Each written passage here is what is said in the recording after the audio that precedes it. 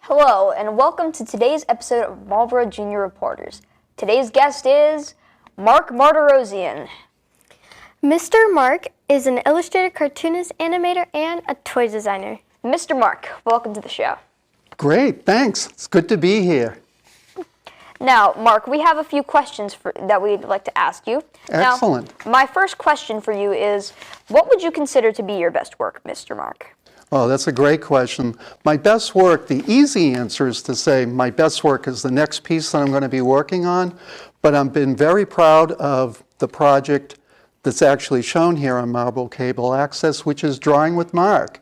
That was a lot of fun. A lot of people collaborated with me on that show, and it worked out really well because I had the intelligence for once to surround myself with some very talented people, and they did a great job on the program. So I'm really proud of Drawing with Mark. I very much agree with that. Thank you. I also have a question for you. Yes. What made you get into drawing? What inspired you? What inspired me was actually my parents, because my mother was a writer and student, and my father was a designer, and I kind of grew up around art. And one day when I was 8 years old, he brought home some original comic strips that appeared in the newspaper, like Dick Tracy and Little Abner, and I was just fascinated by the original art. It dawned on me, oh my goodness, human beings actually wrote and drew this, just ink and pencils on paper. And what a great way of communicating ideas and getting your ideas across. So that was, from there on, I just kept practicing my drawing and kept trying to do my best and made a few mistakes, but kept going. What do you feel like working on a big part of a show or, like a book, like illustrating? The biggest part? Yeah. Yeah, the biggest part is planning it out. Actually, one of the things is like when you go into a store and you see like a finished illustration book or a finished movie, you're seeing the end product. But it's actually all the work that goes on before that is where most of the work takes place and where most of the planning takes place. Because a lot of what you do has to be approved by other people, it has to be vetted by other people, so a lot of it is the pre-planning that goes into it. Even before you start drawing a single figure like Aladdin or Jasmine, a lot of writing and editorial decisions have to be made beforehand. Oh, I bet you that's super hard. Now, Mark, when I was doing research about you and your show, Drawing with Mark, I found a link to a website called drawingwithmark.com. Now, when you go onto that page now, the web page is currently unavailable. Whatever happened to that website and what was on it? What was on that website was a lot of drawing programs. Unfortunately, what happened is that there was a dispute as to whether programs could be shown for free or we would be charged for it. My feeling is particularly these days, is that the programming should be free. So that's a great question, because what we're doing right now is we're transitioning from drawingwithmark.com to drawingwithmark.org. And I'm busy, and I'm happy to say I'm busy setting that up, and I think there'll be some fun clips and drawings on that website very soon, I hope. Yeah, I'm looking forward to that. Thanks. Me too.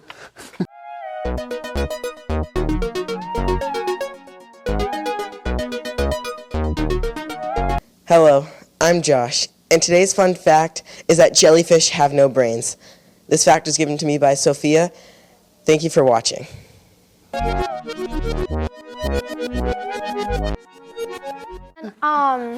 When you got into art, I also heard you did freelancing. Could you tell me a little more about that? Yes, freelancing was fun because you're kind of your own boss and you have to set your own hours, but you have to be disciplined enough not to be watching TV or going on the internet all day. Because one of the things about having deadlines is that you have to discipline yourself to make sure that if you have like 5 weeks to do a book, you have to make sure that within those 5 weeks that you've set up yourself enough time to do it correctly. So that's the major thing about freelancing, is having the discipline to do it quickly, but with quality. Like, here's a book that I drew. Obviously, I think you probably all recognize these characters. That's the book I was talking about the other day. Really? I told you I know almost all of his work. Yes. Don't own Mickey's Wish, though. Mickey's Wish, that was a fun one. But see, like each one of these, to give full credit, I did the penciling and the inking, and then another artist did the coloring, but I did all the layouts for this, and all the penciling, and making sure where the characters were going to be standing. I received the script. Then I had 5 weeks to draw all this. So as you can see, it was pretty detailed. And a lot of times the art director would come back, and this is the thing about freelancing, is you have all these different bosses. The art director would come back and make some changes, and maybe he or she would want the figures to be a little bit bigger, that kind of thing. But this is where, oh, and of course Ariel, this is where giving yourself enough time and being disciplined enough to say, okay, I'm going to stick with this. I'm going to do my best, and I'm going to spend the time practicing. Because sometimes I'll draw a page and then I'll say it's not quite right. Because again, what you're seeing is the finished product.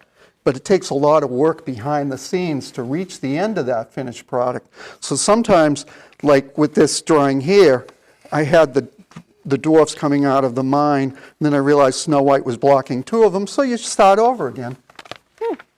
When you were our age, if there was a program similar to this one, Junior Reporters, would you have signed up for it, and what do you think you would have gained from it? Oh, I definitely would have signed up for it. I was involved back when cable access was first starting in 1980. I went to one of the first meetings in Newton about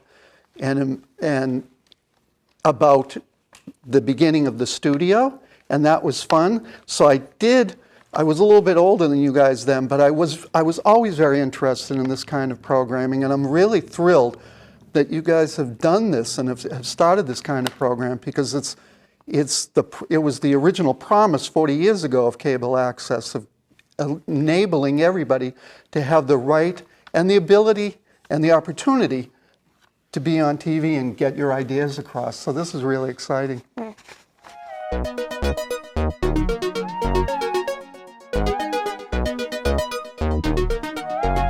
Hey, come here. Did you know that water rides at Disney don't have seatbelts because they would get moldy? Isn't that disgusting? Now, how do your books look compared to how they look before the full editing stage? Oh, excellent. You mean like before and after? Yes, before and after. Oh, well, that's a great question, because actually, and I brought some stuff here too, like I was doing my own series called The Magical Attic, and it was a comic strip that appears in about 20 newspapers around the country. And here's a good example of like the penciling that I was doing. This is the penciling stage. On the back, I had written some notes to myself, and up here I'd written some notes in which I was writing the joke or the story out, and then I was sketching out the characters, first in blue pencil and then in darker pencil.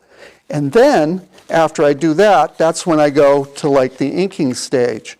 And then I start inking them in black ink with a brush, and then it gets erased. And then I scan this into the computer, and it's in the computer that I add the lettering and the final coloring.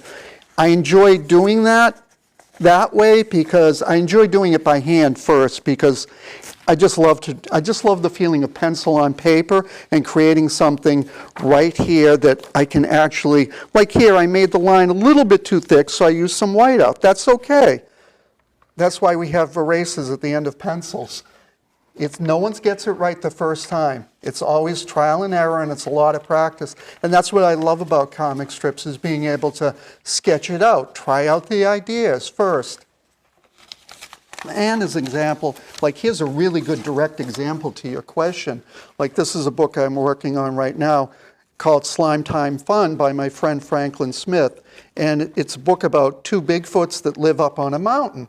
And here is my pencils. This is my pencil work, an actual original of the character on a bicycle. So this was my pencil sketch for this page here. See, there he is riding his bicycle. So this was the pencil, and from there I inked it, and you can see the darker inking there. Then I scanned it into the computer and added the coloring and the shading and also some of the shadows under the wheel. So this way, by doing the pencils first, I give myself a chance to work out his anatomy. Because even though he's a Bigfoot, he's a bit of a, like he's a tall basketball player kind of physique. So I want to make sure that the hands and face are all correct for that character, because he's very different from this character, the Hopadome. So by doing it in pencil first, you're giving yourself a chance to work out your ideas and make sure that you're happy with what you've done first. There's no rush.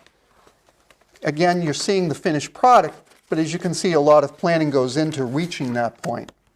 Wow, that's very interesting, Mark. Thank you. I have my final question for you. Yes.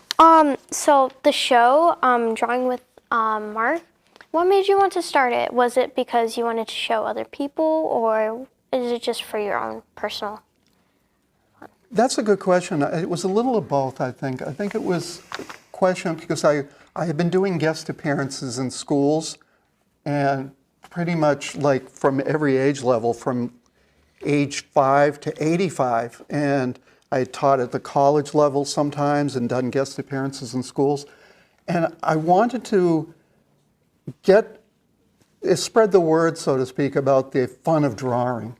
But being only one person and only having so much time in the day, the beautiful thing about like cable access and television was having the ability to put it down on tape and send it around. And at one point we were on like 125 different cable access stations. So that was really a lot of fun, because that way it was getting the word out across the country about how to approach drawing, how much drawing can be very both relaxing and rewarding.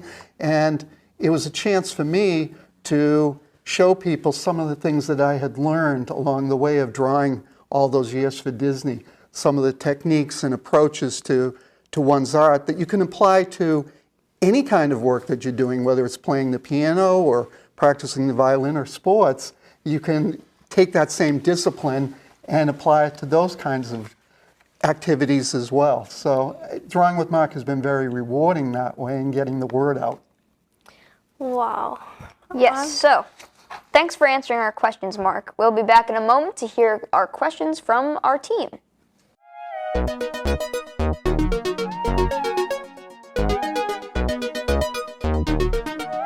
Hello, I'm Oliver, and today's fun fact is that the DreamWorks company was founded by pure spite and upset from Jeffrey Katzenberg, who was working at the Disney company before. Therefore, their first movie was made as a direct competitor to Disney's Bugs Life, coming out at the same time and starring ants in a society. And we're back with questions from the team for our guest, Mr. Mark. Hello, Mr. Mark. My name is Joaquin.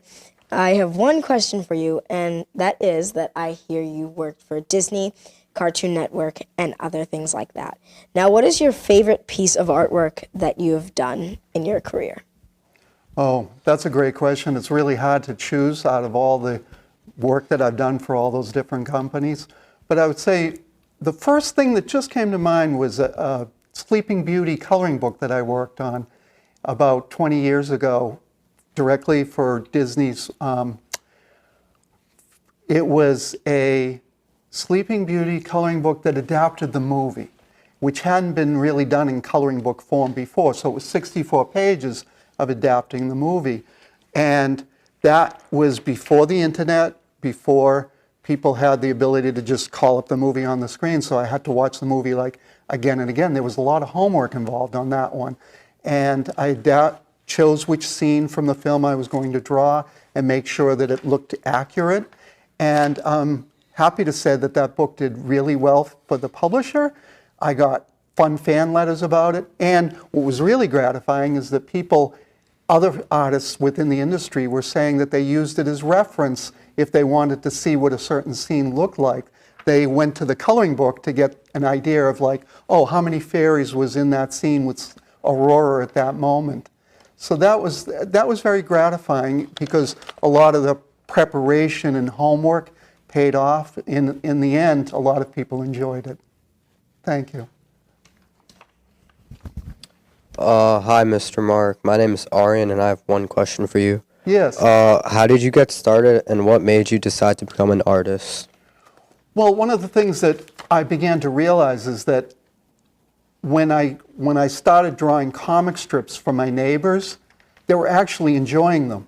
So that was getting, because I used to draw a comic strip when I was about 8, 9 years old, that just for myself to learn. And I didn't know that there was such a thing as copy machines or Xerox machines, so I would draw the same comic strip 5 times and give it to 5 different neighbors, slip it into their mailboxes. And I did that like for 3 weeks every morning. Just would get up at like 7 o'clock before school and start drawing the same comic strip 5 times, slip it in their mailbox. And yeah, they were probably being neighborly in their comments, but still they seemed to be genuinely enjoying them. So that was very encouraging to keep going and start drawing and start really practicing and drawing from life and drawing, looking at how trees really sway in the wind and how people look when they're running, because a lot of that had to do with learning animation as well. So it was great practice. All right, thank you. You're welcome. Hello, Mr. Mark. So my question for you is, out of every illustration you've drawn, or maybe even a current one you're doing, which one has been the most difficult for you? Ooh, that's a good question. I think there was one that I just finished that I'm going to post on my Facebook page pretty soon. Now that it's out, I can post it on my page for everyone to see, which was it was for a puzzle, and it was a mermaid, not the Little Mermaid, but it was a mermaid with like a merman and an undersea chest, and I had to draw like 75 different sea creatures under the water, and it had to be done realistically, and it had to be done very much in precise detail. And I love to draw cartoons, but this had to be very realistic looking. And I think one of the things about it that was a challenge, and the most difficult part of it, was making sure that 75 sea creatures floated in very smooth fashion around the main characters. So not only was I responsible for casting the characters, so to speak, but I was responsible for designing how a person's eye would follow all the flow of the sea turtle and the fish and everything, and reach the middle where the treasure chest was. So that was a very difficult but really rewarding exercise. Thank you. Hi, Mr. Mark. So my question is, so I know you worked at Hasbro for a while. So Yes. what was the main thing you worked on there? Oh, that's a great question. I believe I have right here a nice piece of, let's see, this is, and there he is. Yes, to answer your question, my favorite and main thing that I worked on there was Mr. Potato Head. This was for a Mr. Potato Head book. And it was Mr. Potato Head through history. So he went like to France, well actually, and Mr. Potato Head around the world. So he was on top of a mountain, and he went to France, and this was a lot of fun. Eventually this is the original art, and this is the final inking, and then it was scanned into, and I colorized it and everything, and it was a lot of fun. I did mainly Mr. Potato Head, a little bit of My Little Pony, a couple of pieces of G.I. Joe, and a few other characters, but mainly Mr. Potato Head, and I love drawing him because he's such a cute family. Yeah, that's really cool. Thank you. What made you interested in toy design? Toy design was fun because when I started working for Disney, I had been doing cartooning and drawing like this a lot. But where I got interested in toy design was because one of the first things I did for Disney was designing a Cinderella stepping outside of the coach, and also a Maleficent figure. So that was like getting thrown into the deep end of the pool because I'd never done it before, but they wanted me to draw Cinderella stepping out of the coach to be sculpted. So I had to draw this elaborate, with 4 horses and the coach and Cinderella. I had to draw it from 5 different angles. So I had to draw it from the front, the side, the back, the top, and it just was fascinating being able to draw it from all these different angles. And I thought, how cool is this? I'm designing something that's going to be 3-dimensional. And it was a lot of fun, and that's what really got me started on it, was the challenge of having to draw something and think 3-dimensionally, which is why then one of the things halfway through, I realized, if I sculpted this out with clay, I could get an idea of what her face looks like from all different sides. So that was a really fun challenge too. Thank you. You're welcome. Hi, Mr. Mark. I'm Sophia, and my question is, what do you have to say to people that want to draw and be like you? Oh, one of the things I would say is that keep practicing. It's like learning the piano or playing the violin or playing sport. It's like a lot. Just keep practicing. If you feel, don't ever.